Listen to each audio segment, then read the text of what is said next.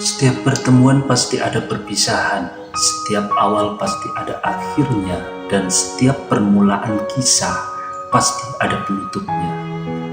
Rasulullah SAW diberikan tugas oleh Allah Subhanahu wa Ta'ala sebagai perantara hidayah untuk umat-umatnya agar mereka menyembah Allah Subhanahu wa Ta'ala. Dan begitu selesai tugas itu, tentu Rasul akan kembali lagi kepada Allah Subhanahu wa Ta'ala. Dalam sebuah haji wada yang diikuti oleh 100.000 lebih orang-orang muslim, Rasulullah SAW di tahun 10 Hijriah itu menyampaikan khutbah demi khutbahnya. Dan suatu ketika Rasul bertanya kepada sahabat-sahabatnya, "Kalau kalian kelak ditanya oleh Allah tentang aku, maka apa jawaban kalian?" Sahabat Nabi menjawab, "Wahai Rasul, engkau adalah orang yang telah memberikan risalah amanah dan senantiasa menasihati kami."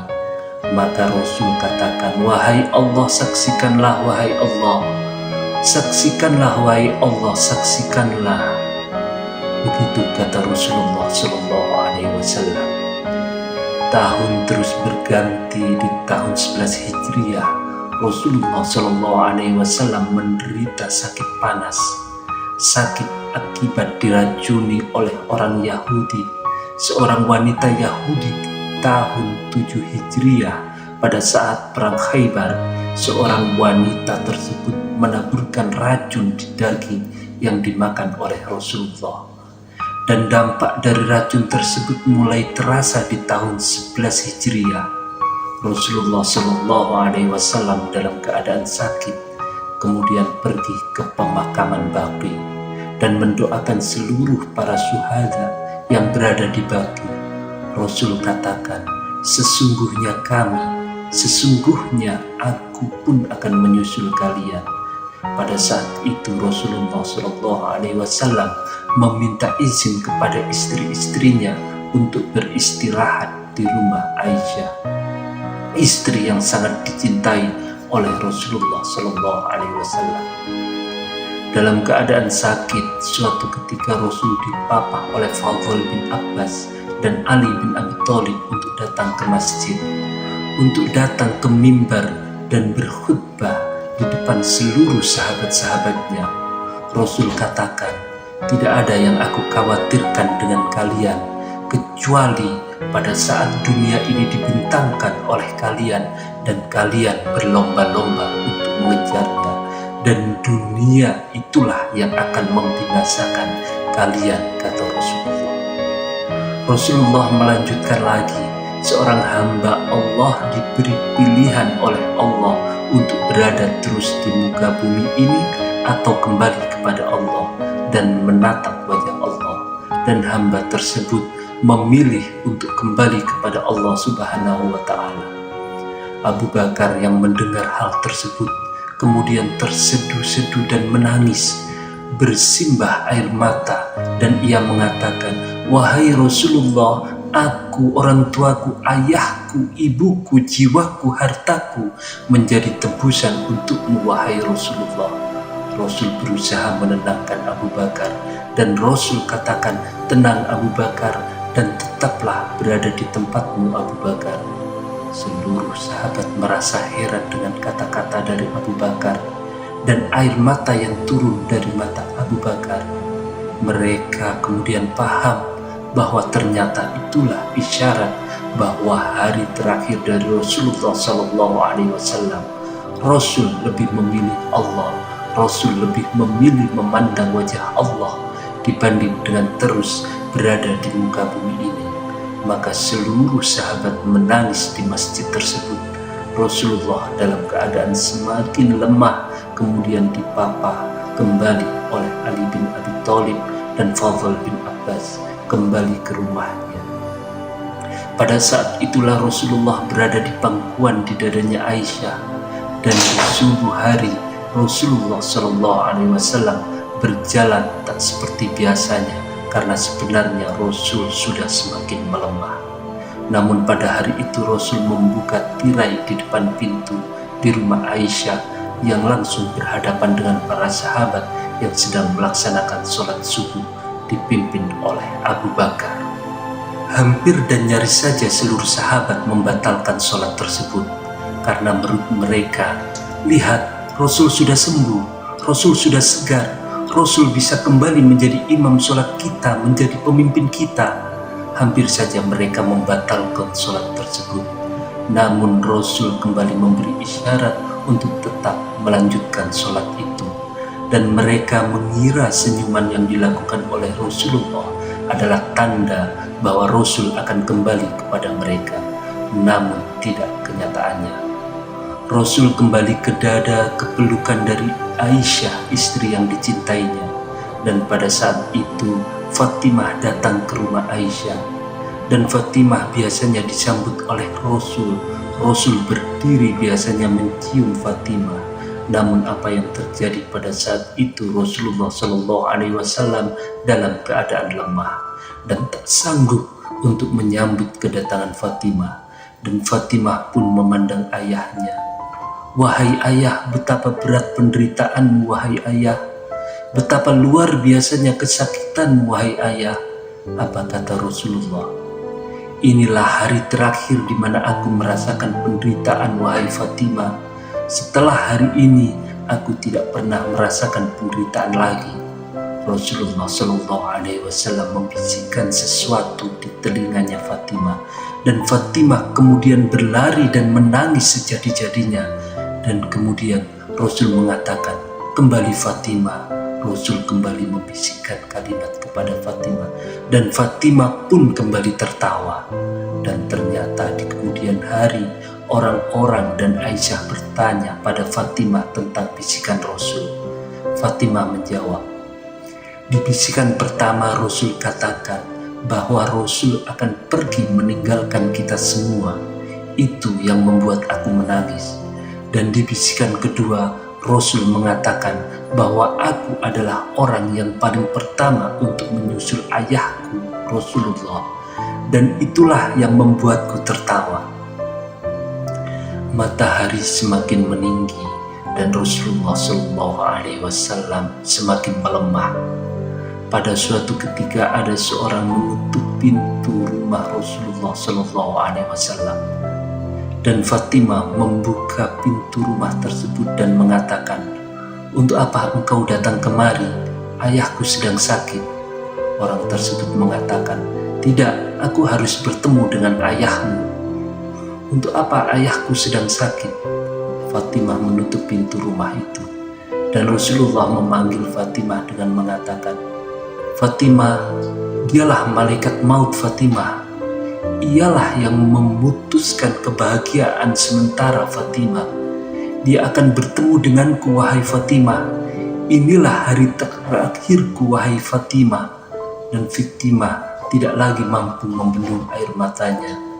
Ia paham bahwa ini adalah detik-detik wafatnya Rasulullah SAW. Dalam keadaan lemah, malaikat maut menjumpai Rasulullah SAW. Rasul bertanya, di mana malaikat Jibril? Kemudian malaikat Jibril pun datang menjumpai Rasulullah. Rasul bertanya, apa hakku di hadapan Allah Subhanahu wa Ta'ala, wahai malaikat Jibril?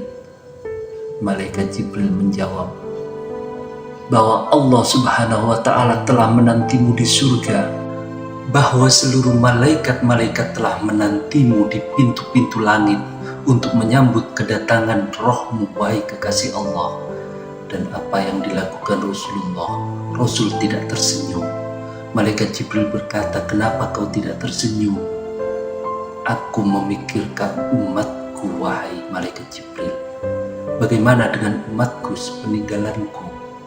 Malaikat Jibril mengatakan, aku pernah mendengarkan Allah berfirman, tidak akan masuk surga kecuali orang-orang umat-umatmu yang masuk surga terlebih dahulu. Maka perlahan-lahan ditariklah roh dari Rasulullah SAW. Dan Rasul mengatakan, betapa dahsyat rasa sakit ini, wahai malaikat. Betapa dahsyat rasa sakaratul maut ini. Kalau kau mau ya Allah, timpakan rasa sakit seluruh umatku terhadapku, wahai Allah. Rasulullah Shallallahu Alaihi Wasallam memikirkan bagaimana rasa sakit sakaratul maut umatnya, dan kemudian Rasulullah Shallallahu Alaihi Wasallam pun semakin menderita sakit yang sangat parah, seperti dicacah oleh pedang rasa sakaratul maut tersebut. Dan apa yang dilakukan oleh Rasulullah? Rasul mengatakan ingin kembali kepada Allah. Tangannya kemudian ditunjukkan ke atas, la ilaha illallah, la ilaha illallah. Dan itulah akhir hidup dari Rasulullah Sallallahu Alaihi Wasallam. Aisyah bingung, Aisyah merasa bersedih, kemudian dia berlari di depan pintu rumahnya dan mengatakan, Rasulullah telah wafat, Rasulullah hari ini telah meninggalkan kita semua. Seluruh penduduk Madinah kemudian merasakan Madinah seolah-olah gelap, dan mereka kemudian di antara mereka ada yang pingsan, di antara mereka bersimbah air mata.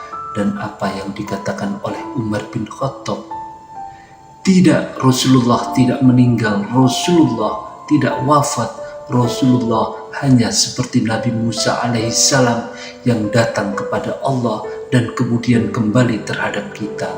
Rasul tidak meninggalkan kita, kata Umar bin Khattab. Umar bin Khattab mengambil pedangnya dan kemudian mengatakan, siapapun yang mengatakan Rasulullah wafat, siapapun yang mengatakan Rasulullah mati, maka akan aku penggal kepalanya. Begitu kata Umar. Abu Bakar memenangkan Umar dan mengatakan, Umar, duduklah, tenanglah Umar, tenanglah Umar. Namun Umar tidak mendengarkan kalimat dari Abu Bakar. Siapapun yang mengatakan Rasul wafat, aku penggal kepalanya, kata Umar. Umar tidak mampu menahan rasa kesedihan yang luar biasa. Umar, orang yang tegas ini, tidak mampu menahan air matanya. Kemudian Abu Bakar datang ke mimbar dan mengatakan, wahai manusia, ketika kalian menyembah Rasulullah, ketahuilah Rasulullah hanya manusia biasa yang bisa mati. Tapi ketika kalian menyembah Allah, Allah hidup dan Allah tidak pernah mati. Maka tertunduk Umar, kemudian tersungkur Umar dengan bersimbah air mata. Ia mengatakan, wahai Rasulullah, wahai Rasulullah. Umar baru paham bahwa itulah wafatnya Rasulullah Sallallahu Alaihi Wasallam. Seluruh orang yang ada di Madinah merasakan kedahsyatan rasa pedih yang luar biasa. Dan ketika Rasulullah Sallallahu Alaihi Wasallam dikuburkan, Fatimah mengatakan kepada Anas bin Malik, tega engkau wahai Anas bin Malik, engkau menguburkan Rasulullah, kau taburkan debu dan tanah di wajah suci Rasulullah. Tega kau berlaku seperti itu wahai Anas, kata Fatimah. Apa kata Anas? Kami terpaksa melakukannya wahai Fatimah. Hari itu menjadi hari kesedihan yang luar biasa bagi seluruh penduduk Madinah. Hari itu menjadi hari yang luar biasa kesedihan yang tak tiada terbendung. Semua orang menangis, termasuk Bilal bin Rabah yang tidak mampu untuk membendung air matanya ketika memandangkan azan. Wafatnya Rasulullah Sallallahu Alaihi Wasallam meninggalkan kepedihan yang luar biasa di hati seluruh umat muslim, di hati seluruh orang-orang yang mencintainya. Bagaimanakah dengan kita? Rasul pernah berujar kepada seluruh sahabatnya, wahai sahabat-sahabatku, aku merindukan saudara-saudaraku. Siapakah saudaramu ya Rasul? Kami ini saudaramu ya Rasul. Tidak, saudara-saudaraku bukan kalian, kalian sahabatku. Saudaraku adalah yang tetap beriman kepadaku, padahal mereka tidak pernah melihatku. Aku merindukan perjumpaan dengan mereka. Bagaimana dengan kita ketika Rasulullah Sallallahu Alaihi Wasallam sangat mencintai dan merindukanmu? Bagaimana dengan lisanmu? Apakah senantiasa bersolawat kepada Rasul? Bagaimana dengan perbuatan? Apakah senantiasa menjalankan sunnah-sunnah Rasulullah? Bagi kita yang mengaku cinta terhadap Rasulullah, kita akan kembali bertemu dengan Rasulullah, karena Rasul senantiasa menunggu kita di telaganya Allah, di surganya Allah. Rasul merindukan kita, mencintai kita, dan Rasul berharap kita mengikuti semua sunnah-sunnahnya agar kita bisa kembali kepada orang yang paling kita cintai. Siapa? Rasulullah Shallallahu Alaihi Wasallam. Mudah-mudahan kisah ini membuat kita mencintai dan lebih merindui Rasulullah. Dan ingat, setiap perpisahan di muka bumi ini akan ada pertemuan yang abadi kelak, di mana? Di surganya Allah. Jangan ada air mata, kita kembali bersama Rasulullah, bertemu dengannya di surganya Allah. Wahai pecinta Rasulullah, mudah-mudahan menjadikan hikmah, insya Allah. Wassalamualaikum warahmatullahi wabarakatuh.